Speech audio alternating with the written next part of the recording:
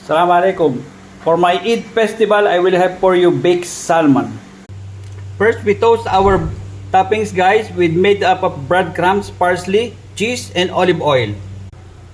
Now let's do the searing of our salmon, seasoned salmon. After searing, we will going to spread a little cream on top before we will bake in the hot oven for about 20 minutes. We will bake this for about 20 minutes in hot oven. Now we do, guys, our plating. We have here our mixed vegetables,